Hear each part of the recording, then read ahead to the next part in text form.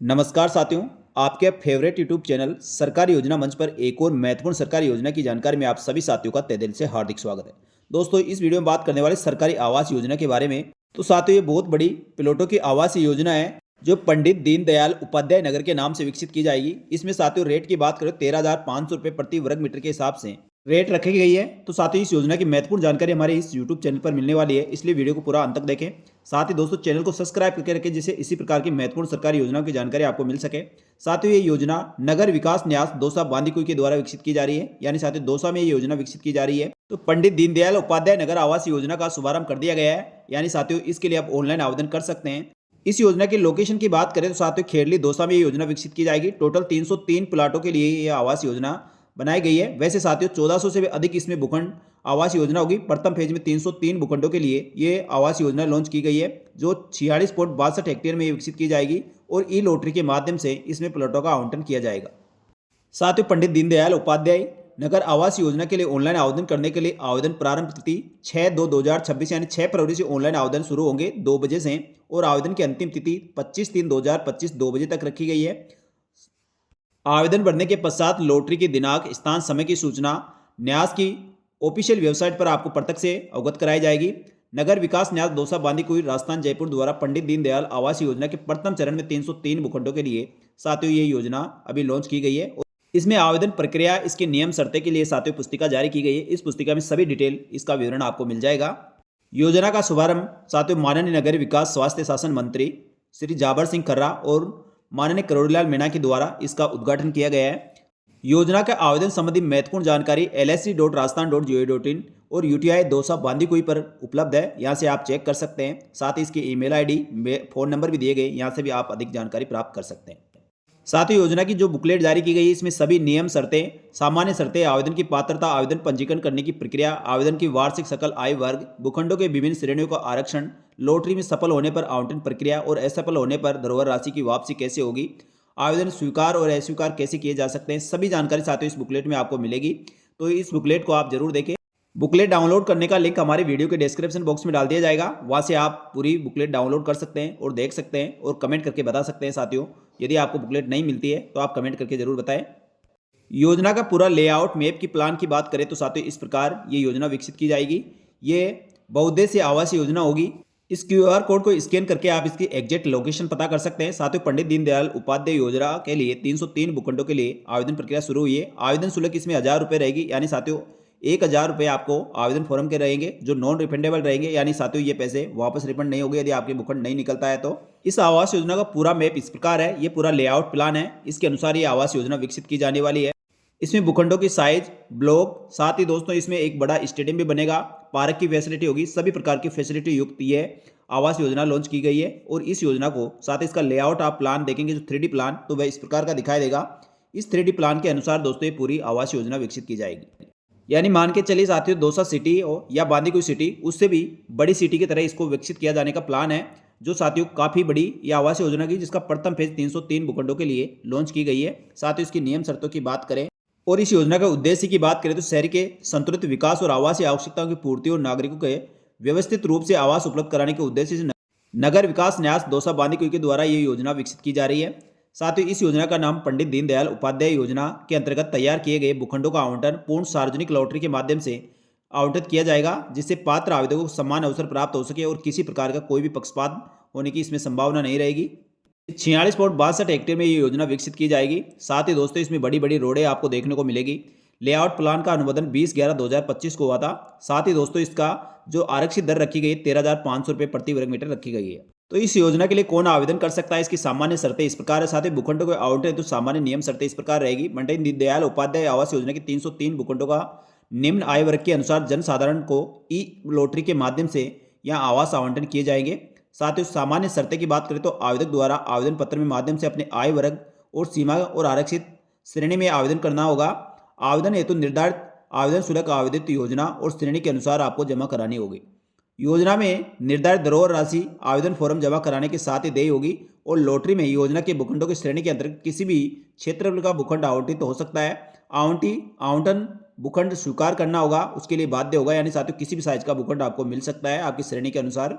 आवेदक ये सुनिश्चित करें कि बैंक खाता आवेदक के स्वयं के नाम से हो और बैंक खाता आईएफएससी कोड सही और चालू खाता होना चाहिए। आवेदन में बैंक खाता आईएफएससी कोड अंकित करना अनिवार्य है। असफल आवेदकों को बैंक खाता सही नहीं होने पर उनकी धरोहर राशि गलत बैंक खाते में हस्तांतरण हो सकती है, जिसकी जिम्मेदारी दोषा बांधी कोई यूआईटी की नहीं रहेगी। साथ ही असफल आवेदक को धरोहर राशि का रिफंड आवेदक द्वारा फार्म में अंकित खाता संख्या में ऑनलाइन वापस ही रिफंड किया जाएगा। तो यदि आपके भूखंड नहीं निकलता है तो जो पैसे आपके जमा होंगे वापस आपके बैंक खाते में रिफंड कर दिया जाएगा। उसके लिए आपको सही बैंक खाते का विवरण देना होगा। आवेदन पत्र में भूखंडों की वार्षिक आय, जो वार्षिक आय पर आपको भूखंडों का निर्धारण श्रेणी का निर्धारण किया गया है, वह 2024-25 की आय के आधार पर आरक्षित श्रेणी का आपको लाभ दिया जाएगा। उसी श्रेणी में आपको आवेदन करना है। आवेदन में लॉटरी से पूर्व आवेदन पत्र में नाम, मोबाइल नंबर, आय श्रेणी, अन्य किसी प्रकार का संशोधन की आवश्यकता नहीं होगी। यानी साथियों, एक बार आपने जो ऑनलाइन आवेदन रजिस्ट्रेशन किया है उसमें बाद में आप संशोधन नहीं कर सकते। आवेदन पत्र के साथ धरोहर राशि प्राप्त होने मात्र से न्यास योजना में भूखंड आवंटन करने हेतु कानूनी रूप से बाध्य नहीं होगा। यानी साथियों, धरोहर राशि जमा कराने से आपके भूखंड नहीं होगा। लॉटरी भी आप चयनित होने पर ही आपको भूखंड दिया जाएगा। राज्य सरकार और न्यास द्वारा बिना सूचना दिए भूखंडों का आवंटन शर्तों के अनुसार बदल सकते हैं, जिस पर कोई भी आपत्ति संज्ञान या स्वीकार योग्य नहीं होगा। साथ ही इस पंडित दीनदयाल उपाध्याय आवास योजना में बहुउद्देश्य आवास योजना में आवासीय भूखंडों के द्वारा लॉटरी आवंटन हेतु परिवार की प्रतिवर्ष सकल वार्षिक आय सीमा और आवंटन दर प्रति वर्ग मीटर के निम्नानुसार रहेगी। यानी साथियों, इसकी आरक्षित दर 13,500 रुपये प्रति वर्ग मीटर है। लेकिन साथियों, ईडब्ल्यूएस को यहाँ पर छूट है। तो साथियों, यहाँ श्रेणियाँ EWS, LIG, MIG, MIG B और एचआईजी श्रेणी बांटी गई है और इनकी धरोहर राशि दी गई है। साथ ही कितने साइज के भूखंड और कितने भूखंडों की संख्या रहेगी। तो सबसे पहले ईडब्ल्यूएस की बात करें, 100 भूखंड रहेंगे, जो साथियों 45 वर्ग मीटर तक इसमें भूखंड दिए जाएंगे। इसमें 3 लाख रुपए तक जिनकी आय है उनको 50% छूट दी गई, यानी 6,750 रुपये भूखंड आरक्षित दर पर आवंटित किए जाएंगे और धरोहर राशि 10,000 रुपये जमा करानी होगी। साथ ही एलआईजी की बात करें तो एलआईजी में 45 वर्ग मीटर से अधिक और 75 वर्ग मीटर तक के भूखंड होंगे। यहाँ पर भूखंडों की संख्या 60 है और आरक्षित दर यहाँ 80% पर 10,800 रुपये प्रति वर्ग मीटर के हिसाब से अलॉट किए जाएंगे। धरोहर राशि 20,000 रुपये रहेगी। इसी प्रकार साथियों, एमआईजी ए में 75 वर्ग मीटर से अधिक और 120 वर्ग मीटर तक के भूखंड, जिसकी संख्या 3 रहेगी और 6 लाख से लेकर 12 लाख तक आपकी इनकम है, तो इस श्रेणी में आप आवेदन कर सकते हैं। इसकी रेट 13,500 रुपये रहेगी। धरोहर राशि 30,000 रुपये जमा करानी होगी। साथियों, एमआईजी बी की बात करें तो इसमें 120 वर्ग मीटर से अधिक और 220 वर्ग मीटर तक के भूखंड 80 भूखंड होंगे। इसमें 12 लाख 1 रुपये से लेकर 18 लाख तक यदि आपकी इनकम है तो आरक्षित दर इसमें 105% रहेगी, यानी 5% अधिक रहेगी, 14,175 रुपये प्रति वर्ग मीटर और धरोहर राशि 40,000 रुपये जमा करानी होगी। एचआईजी श्रेणी में साथियों 220 वर्ग मीटर से अधिक के भूखंड 60 होंगे और एचआईजी श्रेणी में आवेदन करने वाले आवेदकों की 18 लाख से अधिक आय होनी चाहिए। आरक्षित दर का 110% देना होगा। 14,850 रुपये प्रति वर्ग मीटर के हिसाब से यहाँ भूखंड अलॉट किए जाएंगे और धरोहर राशि 50,000 रुपये जमा करानी होगी। साथियों, यदि आपके भूखंड नहीं निकलता है तो ये धरोहर राशि जो जमा होगी वह वापस आपको रिफंड कर दी जाएगी और 1,000 रुपये जो आवेदन शुल्क ली जाएगी वह शुल्क आपको वापस लौटाई नहीं जाएगी। साथियों, योजना में उपलब्ध भूखंडों की संख्या कमी वृद्धि कर सकता है, अंतिम तिथि तक की जा सकती है और इसकी सूचना आपको lsg.rajasthan.gov.in और यूटीआई दौसा बांदी कोई ऑफिशियल वेबसाइट पर आपको दी जाएगी। साथ ही कोई बदलाव होता तो हमारे यूट्यूब चैनल पर आपको अपडेट कर दिया जाएगा। साथियों, कौन इसके लिए आवेदन कर सकता है, पात्रता क्या रहेगी? तो सबसे पहले राजस्थान का मूल निवासी होना चाहिए, यानी राजस्थान का मूल निवासी इस योजना में आवेदन कर सकता है। आवेदक की आयु कम से कम 18 वर्ष होनी चाहिए। 18 वर्ष से अधिक आयु का व्यक्ति इसमें आवेदन कर सकता है। आरक्षित वर्ग परिवार की सकल वार्षिक आय जो 20 लाख रुपए से अधिक नहीं होनी चाहिए वह इसके लिए आवेदन करें। साथ ही अनारक्षित उच्च आय वर्ग की पारिवारिक सकल वार्षिक आय जो 20 लाख से अधिक है तो इसमें आवेदन कर सकते हैं। साथियों, आवेदन और पंजीकरण प्रक्रिया ई लॉटरी में भाग लेने के लिए न्यास की ऑफिशियल वेबसाइट lsg.rajasthan.gov.in या यूटीआई के माध्यम से आवेदन पत्र के साथ निर्धारित आवेदन शुल्क और धरोहर राशि जमा कर आपको आवेदन करना होगा। यहाँ आवेदन करने वाले आवेदकों को इस चीज़ का ध्यान रखना है, यदि एक आवेदक द्वारा एक से अधिक श्रेणी में भूखंडों हेतु आवेदन किया जाता है तो ऐसी स्थिति में उसके आवेदक सभी आवेदक रद्द कर दिए जाएंगे, यानी एक व्यक्ति एक ही आवेदन कर सकता है। अपूर्ण आवेदन पत्र यदि भरा जाता है तो उसको भी रद्द कर दिया जाएगा, यानी सही डिटेल आपको पूरी आवेदन फॉर्म में भरनी है। आवेदन की सकल वार्षिक आय की गणना कैसे होगी? तो साथियों, आवेदक के स्वयं परिवार की सकल वार्षिक आय जिसमें पति पत्नी आश्रितों की कुल आय वित्त वर्ष 2024-25 के आधार पर निर्धारित की गई है, यानी उसके अनुसार गणना की जाएगी। साथ ही दोस्तों, परिवार के अन्य सदस्यों की आयु जो 25 वर्ष तक है उनकी वार्षिक आय 9,500 रुपये से अधिक नहीं होनी चाहिए। साथ ही यदि माता पिता भी साथियों वार्षिक आय में सम्मिलित है तो उनकी प्रति माह आय 95 रुपये से अधिक नहीं होनी चाहिए। ऐसे आवेदक जो आयकर विवरण भरते हैं उन्हें ITR या फॉर्म नंबर 16 की प्रति या पैन कार्ड विवरण भी आय प्रमाण पत्र के साथ अंकित करना होगा। साथ ही इस योजना में आवेदन करने वाले आवेदकों को विभिन्न श्रेणियों को इसमें आरक्षण भी दिया गया है। तो अपनी पात्रता के अनुसार किसी एक निर्धारित आरक्षण श्रेणी में आप आवेदन कर सकते हैं। इसमें साथियों राज्य सरकार के या केंद्र सरकार के कर्मचारियों के लिए भी आरक्षित है, जिसमें 5% विकलांग, साथ ही 10% निराश्रित व भूमिहीन एकल महिलाओं के लिए आरक्षित रहेगा। अनुसूचित जनजाति के लिए 6.43, अनुसूचित जाति के लिए 8.57, अस्वीकृत पत्रकार के लिए 2% और ट्रांसजेंडर के लिए 2% रहेगा। सैनिक भूतपूर्व सैनिकों के लिए 10% और अनारक्षित के लिए 61% इसमें आरक्षण रहेगा। तो साथियों इस प्रकार भूखंडों का आरक्षण इसमें दिया गया है और इसी के अनुसार लॉटरी निकाली जाएगी। यदि साथियों इस योजना में आप आवेदन करते हैं तो लॉटरी की प्रक्रिया क्या रहेगी, लॉटरी में सफल होने पर आवंटन किस प्रकार से किया जाएगा। तो साथियों आवेदन करने तो आवश्यक दस्तावेज जो शपथ पत्र एवं सक्षम अधिकारी द्वारा जारी मूल निवास प्रमाण पत्र आपको देना होगा। पहचान हेतु फोटोयुक्त वोटर आईडी, आधार card, driving licence, passport, Jan Aadhaar card में से एक आपको दस्तावेज देना होगा। सकल वार्षिक आय का प्रमाण पत्र आपको देना होगा। आरक्षित भूखंडों के संबंध में अधिकार द्वारा जारी श्रेणी व वर्ग का प्रमाण पत्र आपको देना होगा।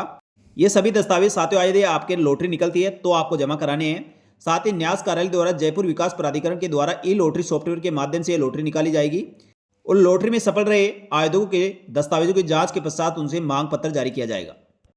लॉटरी में सफल आवेदकों को निर्धारित संपूर्ण राशि आवंटन पत्र मांग पत्र जारी होने की तिथि से 30 दिनों में आपको जमा करानी होगी। यदि 30 दिवस में आप जमा नहीं करवाते हैं तो साथियों 31वें दिन से लेकर 90 दिन तक 9% वार्षिक ब्याज की दर से आपको राशि जमा करानी होगी और मांग पत्र प्राप्त होने की दिनांक से 120 दिवस में ब्याज राशि जमा नहीं होने पर आपका आवंटन रद्द कर दिया जाएगा।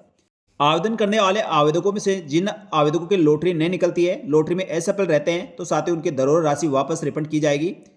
असफल आवेदक द्वारा जमा कराई गई धरोहर राशि का आवेदक द्वारा आवेदक के अंकित बैंक खाते में ऑनलाइन रिफंड की जाएगी। आवेदक द्वारा गलत IFSC कोड, बैंक खाता संख्या या बैंक का नाम आप गलत डालते हैं तो उसकी जिम्मेदारी आप स्वयं की रहेगी या नाश परिषद की किसी प्रकार की कोई जिम्मेदारी नहीं रहेगी। इसलिए सभी आवेदक साथियों ऑनलाइन आवेदन करते समय अपने बैंक खाते की डिटेल आपको बिल्कुल सही से देनी है। इस चीज़ का सभी आवेदकों को ध्यान रखना है। आवेदन पत्र अस्वीकार या निरस्त किए जाने का कारण लॉटरी के पश्चात लॉटरी में असफल आवेदकों द्वारा प्रस्तुत दस्तावेज पात्रता की जांच न्यास द्वारा की जाएगी, जिसमें गलत तथ्य पाया जाता है। लॉटरी में आवंटन भूखंड निरस्त कर दिया जाएगा। एक ही व्यक्ति द्वारा एक से अधिक आवेदन किया जाता है तो भी निरस्त किया जाएगा। आवेदन पत्र में नियम विरुद्ध व गलत तथ्य प्रस्तुत किया जाता है तो भी आपका आवंटन निरस्त कर दिया जाएगा।